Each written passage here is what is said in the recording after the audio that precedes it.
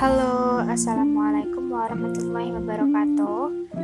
Kembali lagi bersama saya Gadis Puspitasari dari kelas 2 Akuntansi Pagi D dengan NIM 213304010340. Kali ini saya akan menjelaskan materi Sistem Informasi Akuntansi dengan topik Sistem Penjualan Kredit dan Sistem Akuntansi Piutang. Yuk simak videonya.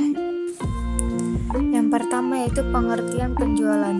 Menurut Mulyadi, penjualan merupakan kegiatan yang dilakukan oleh penjual dalam menjual barang atau jasa dengan harapan akan memperoleh laba dari adanya transaksi-transaksi tersebut. Penjualan juga dapat diartikan sebagai pemindahan atau perpindahan hak kepemilikan atas barang atau jasa dari pihak penjual ke pembeli. Nah, sedangkan menurut Kusnadi, penjualan adalah sejumlah uang yang dibebankan kepada pembeli atas barang atau jasa yang dijual. Selanjutnya yaitu sistem penjualan kredit. Sistem penjualan kredit yaitu sistem akuntansi penjualan kredit yang pembayarannya dilakukan setelah penjualan barang dengan jangka waktu yang telah disepakati oleh kedua pihak. Selanjutnya yaitu dokumen yang digunakan dalam sistem penjualan kredit. Sistem akuntansi, dokumen yang digunakan dalam sistem akuntansi penjualan kredit terdapat 4 macam, yaitu yang pertama, surat order pengiriman dan tembusannya, yang terdiri dari tembusan kredit atau kredit copy, surat pengakuan, surat muat, slip pembungkus, tembusan gudang, arsip pengendalian pengiriman, arsip indeks silang. Yang kedua, faktur dan tembusannya, yang mana terdiri dari tembusan piutang, tembusan jurnal penjualan, tembusan analisis, tembusan wiraniaga. Yang ketiga, rekapitulasi harga pokok penjualan. Rekapitulasi harga pokok penjualan merupakan dokumen pendukung yang digunakan untuk menghitung total harga pokok produk yang dijual selama periode akuntansi tertentu.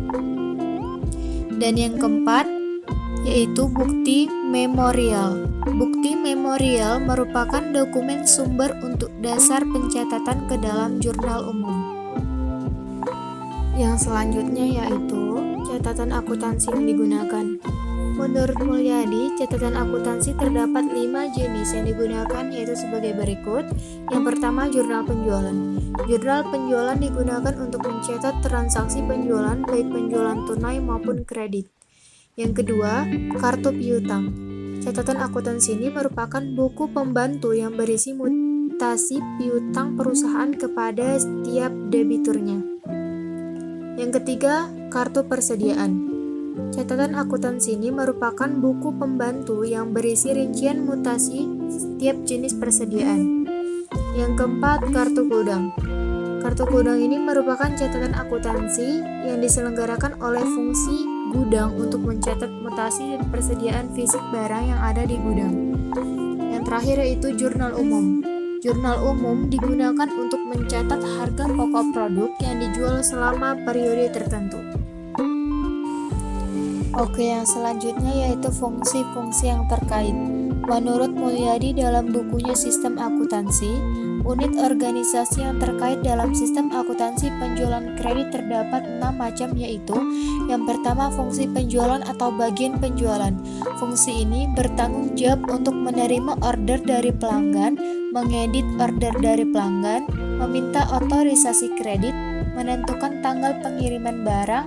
Fungsi ini juga bertanggung jawab untuk membuat back order pada saat tidak tersedianya persediaan untuk memenuhi order dari pelanggan. Yang kedua, fungsi kredit atau bagian kredit. Fungsi ini bertanggung jawab untuk meneliti status kredit pelanggan dan memberikan otorisasi pemberian kredit kepada pelanggan. Yang ketiga yaitu fungsi gudang atau bagian gudang. Fungsi ini bertanggung jawab menyimpan dan menyiapkan barang yang dipesan oleh pelanggan serta menyerahkan barang ke bagian pengiriman. Yang keempat yaitu fungsi pengiriman atau bagian pengiriman. Fungsi ini bertanggung jawab untuk menyerahkan barang atas dasar surat order pengiriman yang diterima dari fungsi penjualan. Yang kelima yaitu fungsi penagihan atau bagian penagihan. Fungsi ini bertanggung jawab membuat dan mengirimkan faktur penjualan kepada pelanggan. Yang terakhir yang keenam yaitu fungsi akuntansi atau bagian akuntansi. Fungsi ini bertanggung jawab untuk mencatat piutang dari transaksi penjualan kredit, membuat serta mengirimkan pernyataan piutang kepada debitur dan membuat laporan penjualan serta mencatat harga pokok persediaan yang dijual ke dalam kartu persediaan. Selanjutnya yaitu jaringan prosedur yang membentuk sistem. Jaringan prosedur yang membentuk sistem penjualan kredit terdiri dari 7 bagian. Yang pertama, prosedur order penjualan. Dalam prosedur ini, fungsi penjualan menerima order dari pembeli dan menambahkan informasi penting pada surat order dari pembeli. Fungsi penjualan kemudian membuat surat order pengiriman dan mengirimkannya kepada berbagai fungsi yang lain untuk memungkinkan fungsi tersebut memberikan kontribusi dalam melayani order dari pembeli. Yang kedua, prosedur persetujuan kredit. Dalam prosedur ini, fungsi penjualan meminta persetujuan penjualan kredit kepada pembeli tertentu dari fungsi kredit. Yang ketiga, prosedur pengiriman. Dalam prosedur ini, fungsi pengiriman mengirimkan barang kepada pembeli sesuai informasi yang tercantum dalam surat order pengiriman yang diterima dari fungsi pengiriman. Yang keempat, prosedur penagihan. Dalam prosedur ini, fungsi penagihan membuat faktur penjualan dan mengirimkannya kepada pembeli. Dalam metode tertentu, faktur penjualan dibuat oleh fungsi penjualan sebagai tembusan pada waktu bagian ini membuat surat order pengiriman. Yang kelima yaitu prosedur pencatatan piutang. Dalam prosedur ini, fungsi akuntansi mencatat tembusan faktur penjualan ke dalam kartu piutang atau dalam metode pencatatan tertentu dan mengarsipkan dokumen tembusan menurut abjad yang berfungsi sebagai catatan piutang. Yang keenam yaitu prosedur distribusi penjualan. Dalam prosedur ini, fungsi akuntansi mendistribusikan data penjualan menurut informasi yang diperlukan oleh manajemen. Dan yang ketujuh yaitu fungsi pencatatan beban pokok penjualan. Dalam prosedur ini, fungsi akuntansi mencatat secara periodik total harga pokok produk yang dijual dalam periode akuntansi tertentu. Selanjutnya yaitu unsur pengendalian internal. Untuk merancang unsur-unsur pengendalian internal yang diterapkan dalam sistem penjualan kredit, unsur pokok sistem pengendalian internal yang terdiri dari organisasi, sistem otorisasi, dan prosedur pencatatan dan praktik yang sehat dapat dirinci lebih lanjut, yang mana sebagai berikut. Yang pertama, organisasi. Organisasi ini terdiri dari beberapa. Yang pertama, fungsi penjualan harus terpisah dari fungsi kredit. Yang kedua, fungsi akuntansi harus terpisah dari fungsi penjualan dan fungsi kredit. Yang ketiga, fungsi akuntansi harus terpisah dari fungsi kas. Yang keempat, transaksi penjualan kredit harus dilaksanakan oleh fungsi penjualan, fungsi kredit, fungsi pengiriman, fungsi penagihan, dan fungsi akuntansi. Tidak ada transaksi penjualan kredit yang dilaksanakan secara lengkap hanya oleh satu fungsi tersebut. Sistem otorisasi dan prosedur pencatatan. Yang pertama, penerimaan order dari pembeli diotorisasi oleh fungsi penjualan dengan menggunakan formulir surat order pengiriman. Yang kedua, persetujuan pemberian kredit diberikan oleh fungsi kredit dengan membubuhkan tanda tangan pada kredit kopi yang merupakan tembusan surat order pengiriman. Yang ketiga, pengiriman barang kepada pelanggan diotorisasi oleh fungsi pengiriman dengan cara menandatangani dan membubuhkan cap sudah dikirim pada kopi surat order pengiriman. Yang keempat, penetapan harga jual, syarat penjualan, syarat pengangkutan barang dan potongan penjualan berada di tangan direktur pemasaran dengan penerbitan surat keputusan mengenai hal tersebut.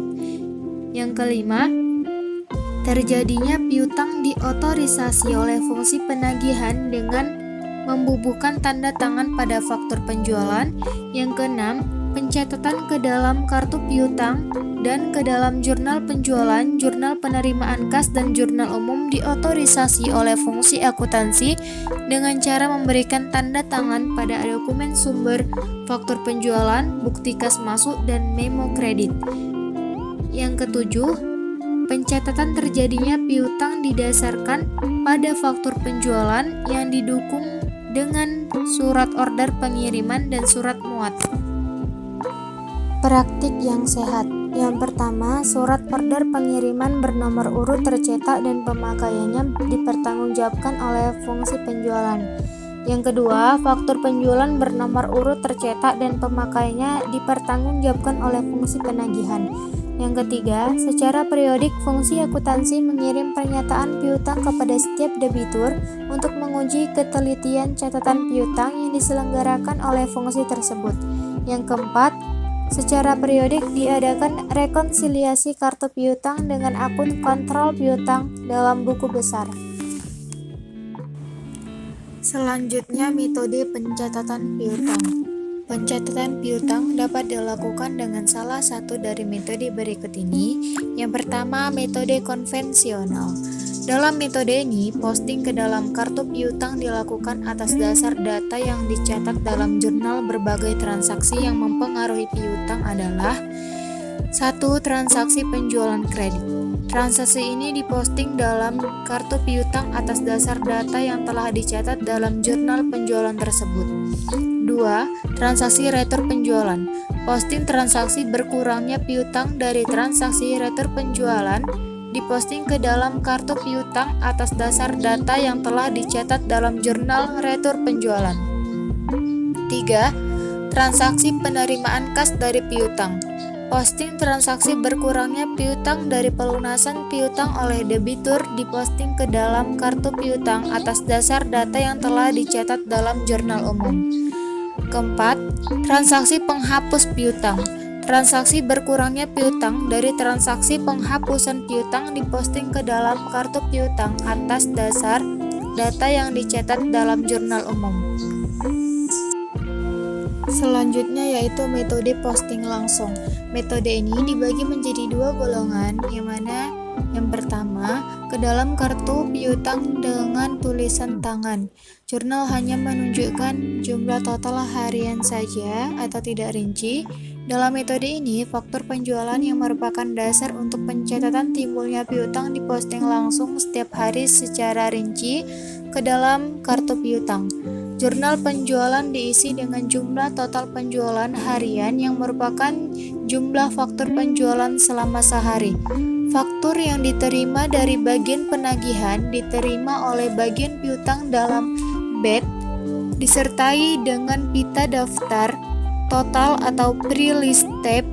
Jumlah faktur penjualan yang tercantum dalam pita daftar total tersebut dicatat dalam jurnal penjualan.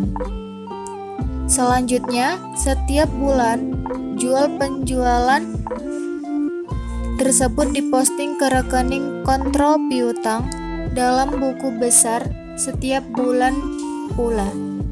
Diadakan rekonsiliasi antara rekening kontrol piutang dengan daftar saldo atau trial balance yang disusun dari kartu piutang.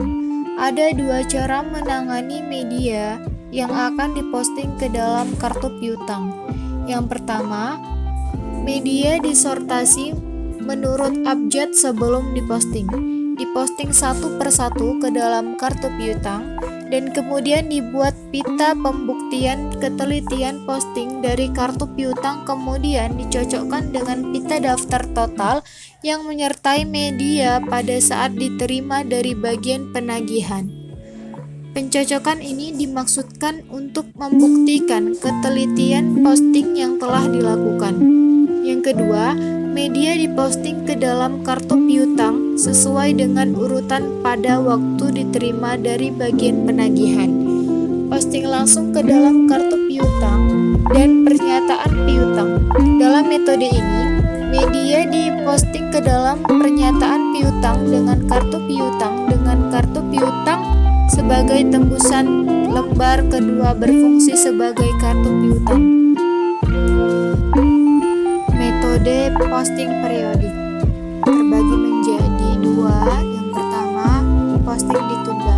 Pada metode ini, faktur penjualan yang diterima dari bagian penagihan oleh bagian piutang disimpan sementara, menunggu beberapa hari untuk nantinya secara sekaligus diposting ke dalam kartu piutang bersama-sama dalam sekali periode posting dengan menggunakan mesin pembukuan. Yang kedua, penagihan bersiklus atau cycle billing. Dalam metode ini, pada akhir bulan dilakukan kegiatan posting yang meliputi 1. Posting media yang dikumpulkan selama sebulan tersebut ke dalam pernyataan piutang dan kartu piutang. 2. Mencatat dan menghitung saldo kartu piutang. Metode ini membagi pekerjaan posting ke dalam kartu piutang dan pernyataan piutang tersebut tersebar merata ke dalam hari kerja selama sebulan. Setiap pelanggan akan menerima pernyataan piutang pada tanggal hari kerja yang sama setiap bulan.